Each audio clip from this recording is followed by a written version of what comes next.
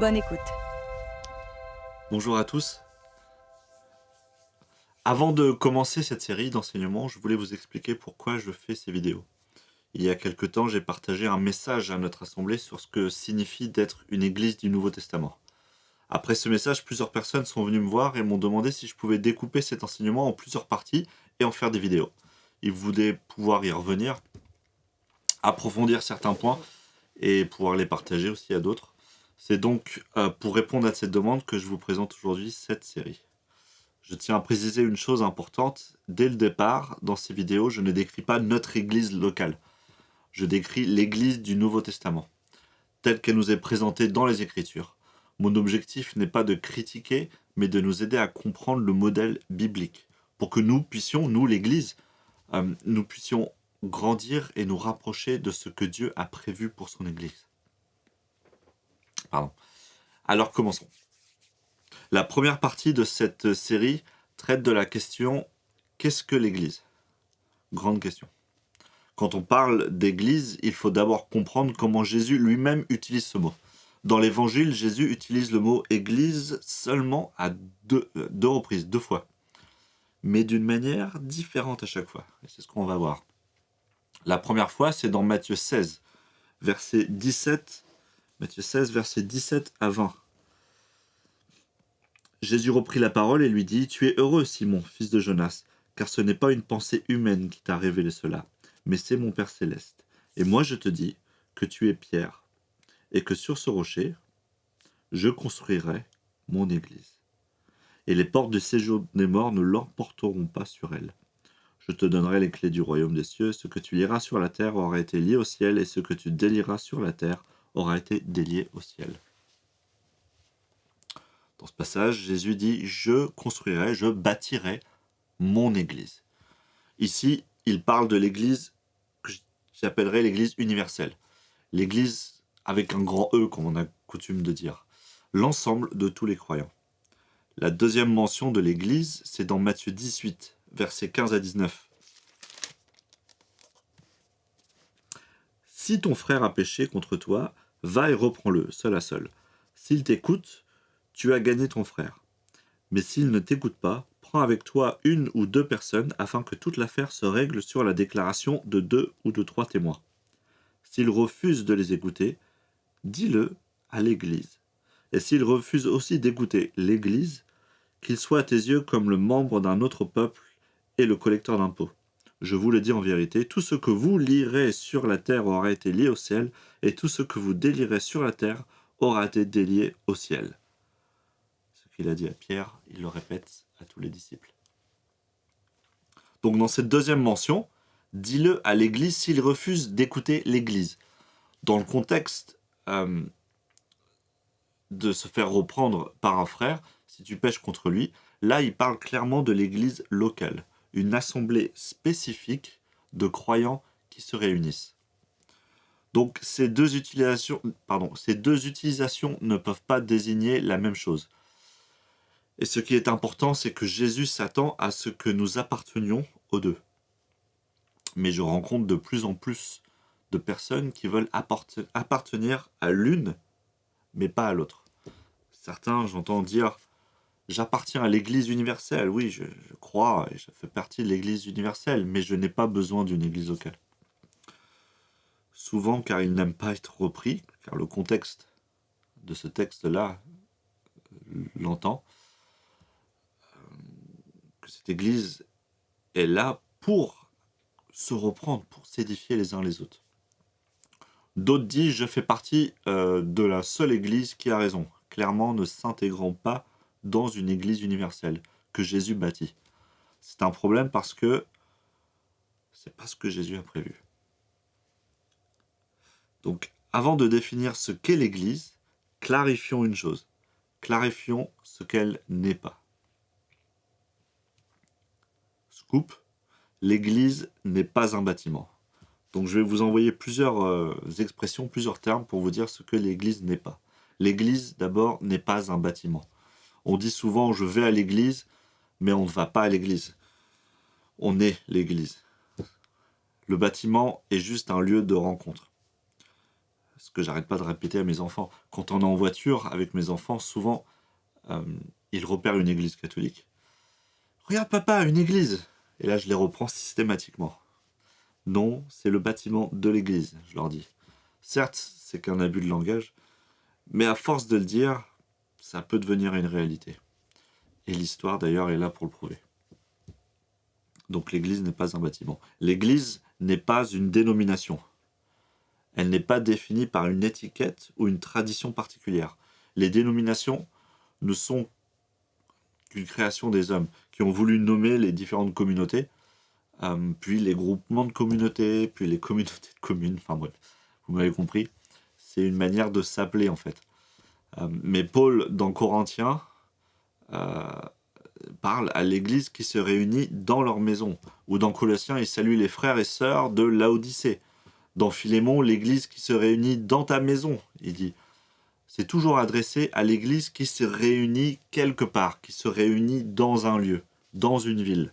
L'église de cet endroit-là, l'église qui se réunit à cet endroit-là.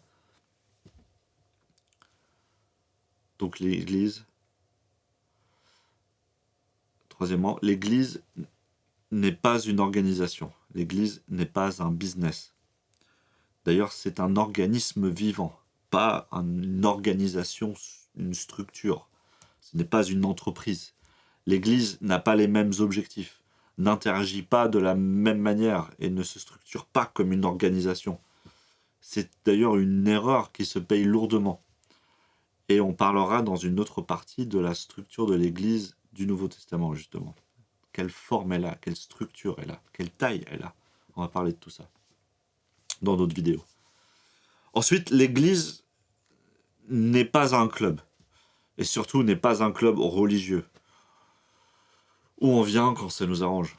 Je prends une carte de membre en échange d'une mensualité que je paye, qui me donne accès à des services. C'est intéressant d'ailleurs comment beaucoup d'assemblées parlent de services. Service de baptême, service de louange, je suis de service.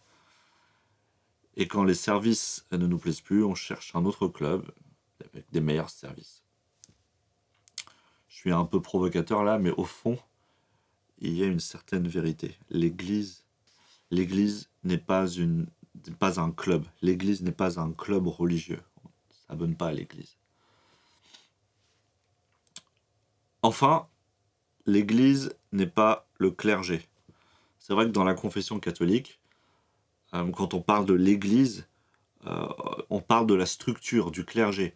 L'église, ce n'est pas seulement les pasteurs ou les responsables, ce n'est pas seulement le clergé, c'est toute cette structure. L'église, c'est absolument tout le monde. Alors, c'est quoi l'église? Qu'est-ce que l'église? On va s'attaquer à ce problème-là maintenant. L'église, c'est d'abord et avant tout une famille. Et comme toute famille, elle se retrouve dans une maison ou un bâtiment. Et ce bâtiment, il a les mêmes caractéristiques qu'une maison. Il doit avoir les mêmes caractéristiques d'une maison si on choisit un bâtiment. Une cuisine pour faire à manger, une table pour s'asseoir autour et manger, un salon pour se réunir, ces différents espaces de vie. Un bâtiment qui sert à l'église doit pouvoir vivre, doit vivre. Une famille, ça a des relations, ça se connaît, ça s'aime, ça supporte aussi parfois. Si vous n'avez pas de relation dans votre église, ce n'est pas une famille, c'est juste un public, un auditoire. Dans Matthieu 12, 46, quelqu'un a dit à Jésus, « Ta mère et tes frères sont dehors et te cherchent à te parler. » Mais Jésus répond à celui qui parlait, « Qui est ma mère? Qui sont mes frères ?» Puis il tend la main envers ses disciples et dit, « Voici ma mère, voici mes frères. » En effet, celui qui fait la volonté de mon Père, dit Jésus, mon Père céleste, celui-là est mon frère, ma sœur, ma mère. L'Église est une famille. Ensuite, l'Église est un troupeau. Et il y a une différence importante à comprendre ici. Vous savez, quand on parle de l'Église comme un troupeau, ça nous amène naturellement au psaume 23. Ce texte, vous connaissez le texte de David, l'Éternel est mon berger, je ne manquerai de rien. Mais pour vraiment comprendre ce psaume, et pour vraiment comprendre comment fonctionne un berger, comment fonctionne un troupeau, et ce qu'est l'Église comme un troupeau, il faut comprendre comment fonctionne un berger au Moyen-Orient. Parce que notre image, nous, occidentale, du berger est complètement différente et ça change tout. Donc, je vais vous expliquer. Chez nous, en Occident, quand on pense à un berger, on imagine quelqu'un qui est derrière un troupeau, avec des chiens qui poussent les brebis, qui les fait avancer, parfois même en utilisant la peur ou la contrainte. C'est une gestion par derrière, c'est par pression, par peur. Donc je fais avancer le troupeau, je suis par derrière, avec mes chiens qui viennent l'encadrer. Mais au Moyen-Orient, c'est l'inverse. Le berger, il est où? Il n'est pas derrière, il marche devant. Il ne pousse pas ses brebis, il ne les pousse pas vers l'avant, il les guide, il les appelle par leur nom. Et elles reconnaissent sa voix, et elles le suivent, le berger, le bon berger. C'est une relation de confiance. Ce n'est pas une contrainte, c'est une relation de confiance. Je suis. Et donc, quand David écrit l'Éternel est mon berger, il parle de cette relation orientale, certes. Dieu ne pousse pas par derrière avec des chiens, il marche devant nous. Il nous guide, il nous appelle. Il me fait reposer dans des verts pâturages, dit ce psaume. Au Moyen-Orient, le terrain est souvent très aride, rocheux, et difficile, et le soleil fait mal à certaines heures de la journée. Donc trouver de verts pâturages à l'ombre, ce n'est pas une mince affaire, c'est pas un hasard. Et donc quand il les trouve, ce que fait le berger du Moyen-Orient, il attache les pieds du mouton et il les couche à l'ombre pendant les heures arides. Il n'a pas le choix, le mouton. Ce passage nous dit « il me fait reposer ». Il ne dit pas « il me permet de me reposer » ou il me donne l'opportunité de me reposer. Non, il me fait reposer. Il sait quand c'est bon. Ou il nous dit aussi « il me dirige vers des eaux paisibles ». Vous savez pourquoi c'est important que les eaux soient paisibles? Parce que les brebis ont peur de l'eau agitée. Parce que quand elles boivent de l'eau agitée, elles s'étouffent. Parce que leurs narines et leur bouche sont presque au même niveau. Et donc elles ne boiront pas d'une rivière qui coule rapidement. Donc elles vont mourir de soif. Le bon berger connaît les endroits où l'eau est calme. Il me dirige vers les eaux paisibles, où ces brebis peuvent boire en toute sécurité de la bonne eau rafraîchissante, qui est notre eau de vie. Le passage nous dit aussi « Quand je marche dans la vallée de l'ombre de la mort ». Au Moyen-Orient, pour aller d'un pâturage à un autre, il faut souvent traverser, comme d'ailleurs dans toute région montagneuse, il faut traverser des gorges assez sombres. Et c'est des endroits dangereux où des lions et des ours et des voleurs peuvent s'y cacher. Donc quand je traverse cette vallée de l'ombre, dans l'ombre, je ne crains rien, car il est avec moi. Bref, on pourrait continuer, mais vous comprenez maintenant pourquoi Jésus dit « Je suis le bon berger ». Parce qu'il nous pousse, pas par derrière, il marche devant nous. Il nous dit d'ailleurs dans Jean 10, 27, « Mes brebis entendent ma voix, je les connais et elles me suivent ». Et quand Jésus parle des responsables de l'Église, il utilise le même langage. Ce sont les bergers du bon berger. Pas des patrons qui donnent des ordres, pas des chefs qui contrôlent, des bergers qui guident, qui marchent devant, qui protègent, qui prennent soin. L'Église est un troupeau. Et dans un troupeau, les brebis suivent le berger parce qu'elles le connaissent, parce qu'elles lui font confiance, parce qu'elles reconnaissent sa voix. Pas parce qu'on les pousse, pas parce qu'on les force, pas parce qu'on utilise des chiens et de la peur, mais parce qu'il y a une relation de confiance, de soin, d'amour. C'est ça le modèle biblique du leadership. Et nous allons voir dans les prochaines parties, pas maintenant, mais dans les prochaines vidéos, comment cela se traduit concrètement dans la structure de l'Église du Nouveau Testament. Ensuite, l'Église, c'est quoi d'autre? C'est une communauté, mais je dirais, c'est une communauté par le Saint-Esprit. Le mot grec utilisé dans l'Ancien Testament est, je vais essayer de le dire, koinonia, qui est utilisé d'ailleurs pour décrire, les jumeaux siamois, nés attachés l'un à l'autre, qui partagent le même sang. Les siamois ne peuvent pas se passer l'un de l'autre, c'est le même sang qui coule dans leurs veines, c'est des fois même le même organe. C'est ça la communion fraternelle. le même esprit coule en nous, comme le sang des Siamois, Koinonia. Le Saint-Esprit coule, le même esprit, l'esprit n'est pas divisé, le même esprit coule en nous. Il nous lie ensemble d'une manière profonde et d'une manière indissociable. L'esprit ne peut pas être divisé. L'esprit est un dans l'unité. L'Église, c'est quoi d'autre? L'Église est un corps. Le corps du Christ sur terre. Donc pas littéralement, car Christ a aujourd'hui un vrai corps physique, il est auprès du Père, mais il s'agit de l'image de son corps, d'une autre moitié, tout comme l'homme et la femme, lors du mariage, ne forment qu'un corps. Donc l'Église est un corps, le corps de Christ. Et dans un corps, chaque membre est important. Nous ne pouvons pas être membres par nous-mêmes.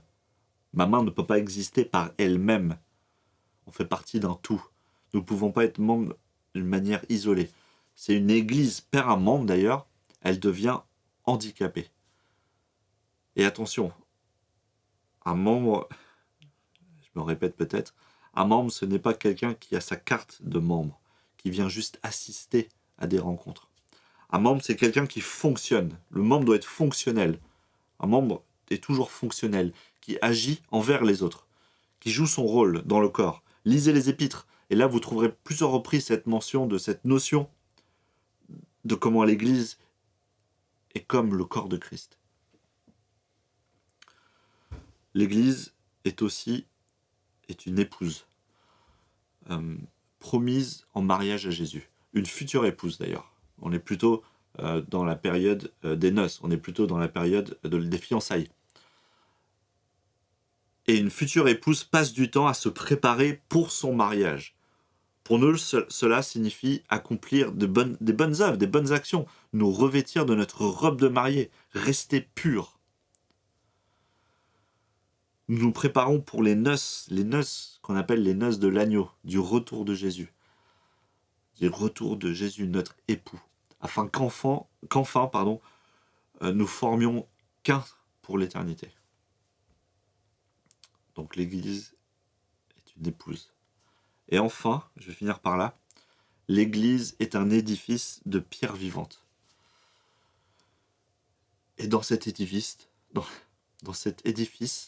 Christ est la pierre angulaire. C'est un temple dans lequel, l'Église est un temple dans lequel Dieu peut vivre. Un édifice composé de personnes qui, ensemble, sous l'autorité de Jésus et grâce au Saint-Esprit, permettent à Dieu d'avoir une maison. Car Dieu habite dans son temple saint. Et l'Église, et je ne parle pas du bâtiment, là vous m'aurez bien compris avec tout ce qu'on a dit, mais nous sommes ce temple saint. Avant de clôturer cette première partie, j'aimerais vous parler d'un mot, même de deux, même de trois. Le mot grec utilisé pour église dans le Nouveau Testament, c'est le mot ecclésia, qui signifie littéralement appelé hors d'eux. Appelé hors d'eux. Nous avons été appelés hors du monde. Un reste est appelé, un reste perdure et un reste est appelé hors d'eux, hors du monde. Pourquoi ? Pour nous rassembler.